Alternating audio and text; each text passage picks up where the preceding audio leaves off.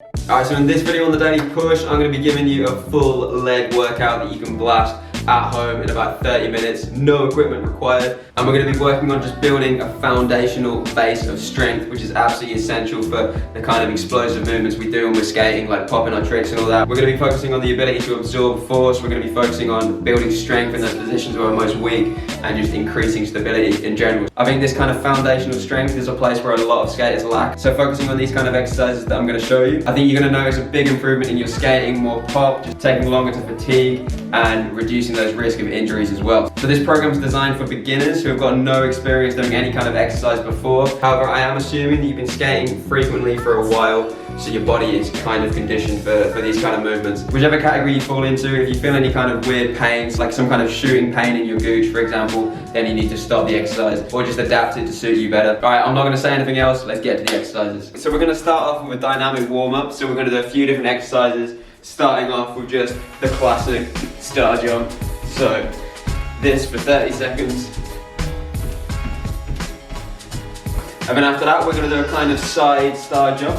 So you're basically crossing your right arm and your right leg at the same time, jumping over left leg, left arm.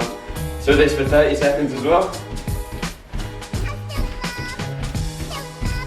And then after that, we're going to do one on the floor. So you're coming into a push-up position. And you're getting one foot up next to your hand. You want your wrist under your shoulder. And you're going to be doing 5 movements like this to each side. So 1, hold it at the top a couple of seconds, hold it at the bottom.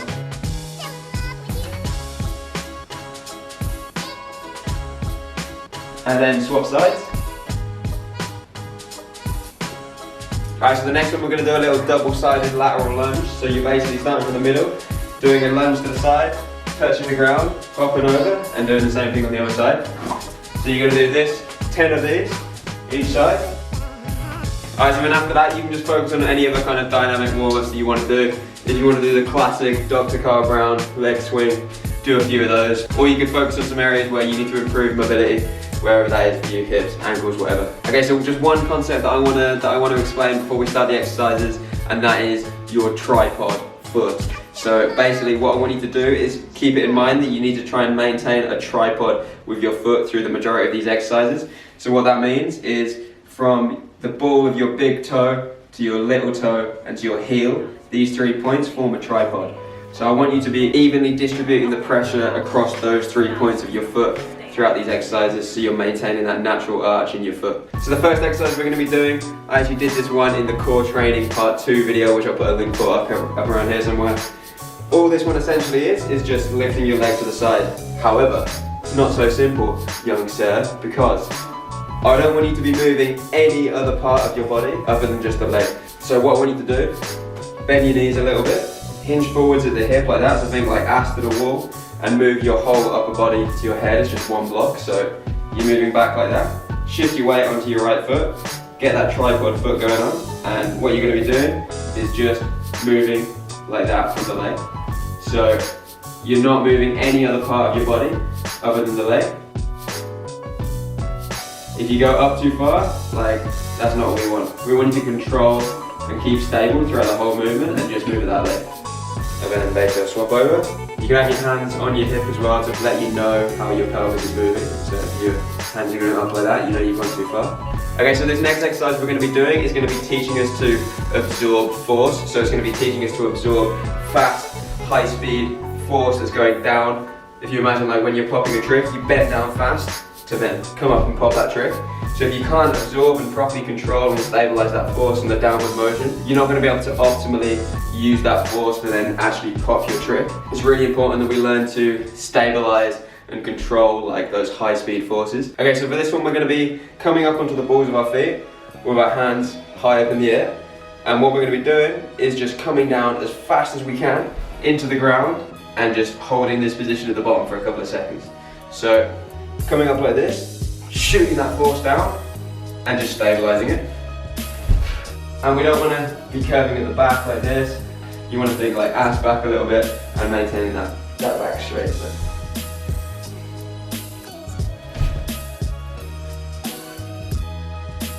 So the next one we're going to be doing is essentially the exact same thing, but we're just going to be coming down onto one leg. So if you don't skate on a regular basis, this one might be a little bit too intense for you, so maybe just stick to that double-legged one for like a couple of weeks just to kind of learn how to control that before moving on to this next one. Either way, it's a good idea to start off with those double-legged ones just as like a little bit of a warm-up for this single-legged one anyway. So all we're doing is exactly the same thing, coming up high and just coming down fast like that and just stabilizing that leg. You might find that your knee kind of shoots around like this, and this is exactly what we want to control. We want to learn to keep that stable and kind of limit that knee motion. It might help to just look down at your knee at the end of each one to basically see what's going on. So you're coming up, hold that position.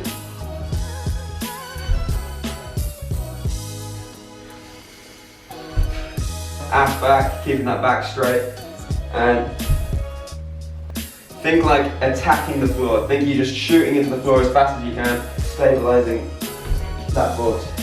You're gonna do 2 sets of 5 reps on each leg and take about 60 seconds rest in between each set. So with these kind of force absorbing exercises, we're not looking to get tired, we're just trying to do it as best as we can, as good technique as we can. So if you're not fully rested after 60 seconds, take a little bit more time to rest up. Just make sure you're feeling completely rested before you go on to the next set. Okay, so for this next exercise, we're just going to be doing fast squat jumps. So for this one, I'm going to be using the sofa. I'm just going to be jumping up onto the sofa.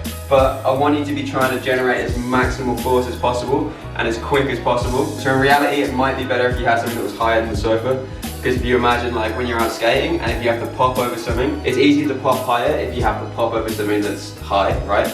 You can generate more force. So it's a good idea to basically use something that's kind of almost at your maximal jump height, so you can force your body to generate as maximal force as possible. I don't really have that available here, so I'm just going to use the sofa. We're going to be just jumping down normally and just jumping up as fast as possible. All I want you to think about is you're jumping with good technique, so you're not like flopping over like this. You're doing like a normal good squat jump and you're landing with that good technique as well and stabilizing that. And you want to try and shorten the time between the downwards and the upwards phase. So we're coming down and up as fast as we can, alright? So we're going to do 5 of these and then rest.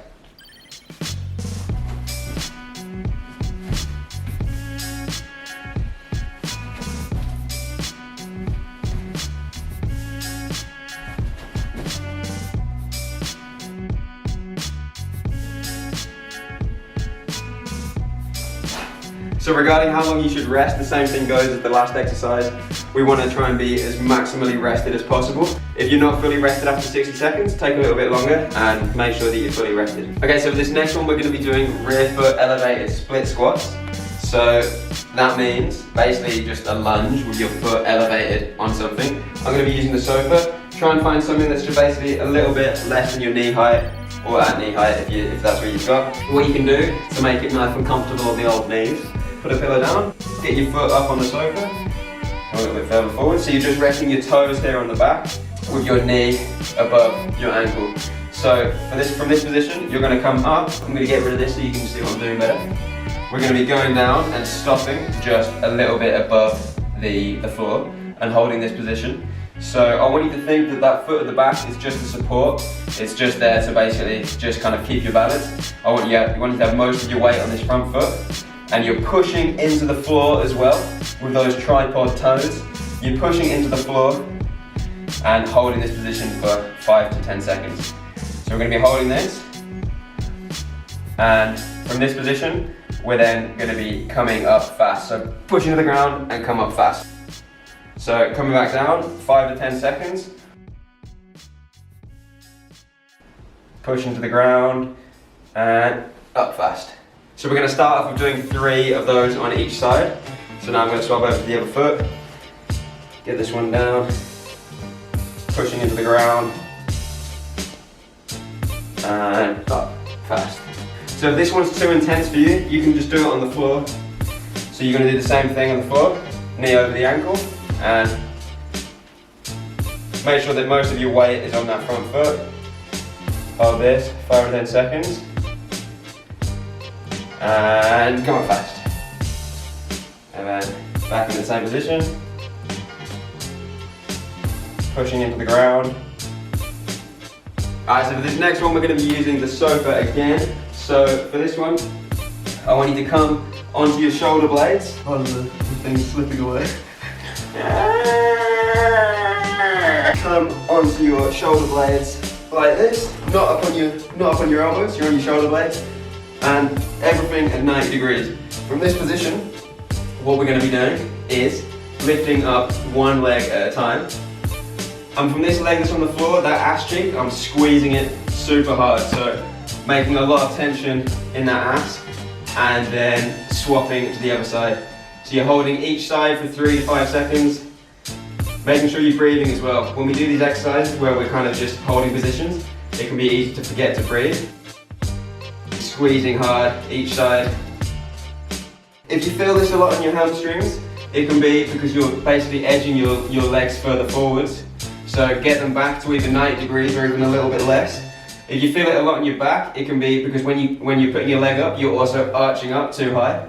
And making sure you're feeling it mainly in the glutes, so a little bit of hamstrings is going to be normal as well, but just mainly in the glutes. Okay, so for the next one we're going to be using the sofa again. It's going to be a similar kind of exercise as the last one, but we're in reverse. So you're coming up with your heels on the edge of the sofa like this, a slight bend in your knees. You're going to come up like this, so you're level from your shoulders to your knee in a straight line. And from here, you're going to lift up each side, 3 to 5 second holds. Swap sides.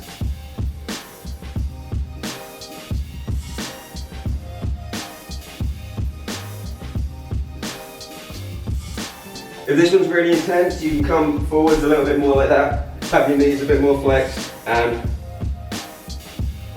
basically do the exact same thing. Alright, so for this next one we're going to be doing single-legged squats to the sofa. So you might want to get a pillow for this one to put it up on the sofa just so you don't have to go down so far. We don't want to have that back curving over too much. So what you're going to be doing is coming onto one foot, shifting your weight over, and from this position we're just coming down slow with that tripod foot. Coming down 1, 2, 3, touching the pillow, and then coming up fast like that. So 1, 2, 3, up fast. You're going to breathe in on the way down, out on the way up. Think like ass back. So you're going to do 8 to 12 on each side, then swap over and do the same thing. So if that one's too easy for you, you can do the same thing but starting on the sofa. In reality, it would be better to have something that's more of a solid surface to put your foot on. But if you don't have that, you can put a board on the sofa, coming up onto the one leg on this side. And exactly the same motion, just touching our toe against the floor if it's not so far down. Shifting the weight onto that foot, coming down, touching, up fast. Up fast. 8 to 12, swap to the other side. And for each of these ones as well, I want you to make sure that your knee isn't coming in on the way down, so you're not basically going over like that. You want to make sure your knee is roughly tracking across the center of your foot. Okay, so the next one we're going to be doing actually requires a piece of equipment, so I actually lied about this one.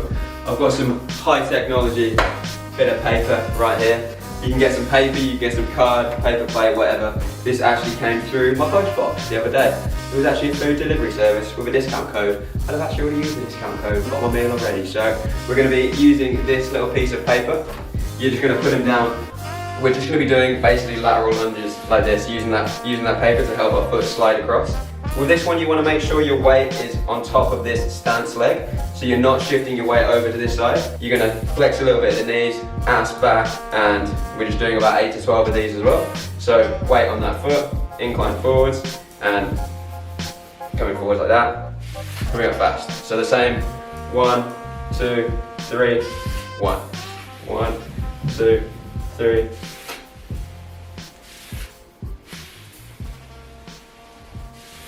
And then swap over to the other side, 8 to 12 on the other side. So this is now the final exercise. For this one we're going to be working on those deep foot muscles that often just become unworked because we wear shoes all day long. So for this one we're going to be sitting down on a sofa and we're going to be working on moving our toes separately. So we're going to start off by trying to lift up that big toe whilst the other 4 are squished against the floor like that. So you're going to hold that for 3 seconds and then you're going to swap over so you're pushing your big toe into the ground, lifting those 4 other toes up. It's super common that you just can't do this at all because these muscles just like your brain just doesn't know how to control them. It's just not used to having control over your foot like this. So if that's the case, you can just start off by pushing those toes into the ground with your hand, keeping them in place whilst you lift up the big toe, and then swapping over and doing the same thing like that. You might have to do this for a couple of weeks until you actually learn how to control that motion better. It's also normal that you're going to start feeling cramps and loads of weird feelings in your feet as well. That's totally normal. So you're going to do about 5 of these each side, 3-second holds. This is super important because if you imagine when you pop a trick, it's all about creating force within your body, sending it into the ground, and then the ground bouncing you back off the floor to take you up off the floor. But if you don't have strong feet, then that force can get lost and you're just going to lose power and you're going to just fatigue faster over time. So it's super important to work on those foot muscles. So that's it for the leg workout. I would recommend doing these about 2 or 3 times a week, evenly spaced throughout the week. You can also check out the core training videos that I've done before. I'll put a link for those either up above or down below. And you can do those core training videos on alternate days when you're not doing these leg workouts. Or if you're feeling just like a complete badass, then you can just blast it all in the same day. Just make sure you're staying conscious of how your body's recovering, how you're pushing yourself, and just make sure you're staying on top of that as well. So there we go. Make sure you subscribe for regular content that's going to improve how you skate and how you feel when you skate. And I've also released Daily Push t-shirts, so you can get those from a link in the description below. If you want to support me or the Daily Push, that's the best way to do it, along with just sharing the word of the Daily Push. Spread the word to some skaters that you feel might benefit from it. And that's it for this one.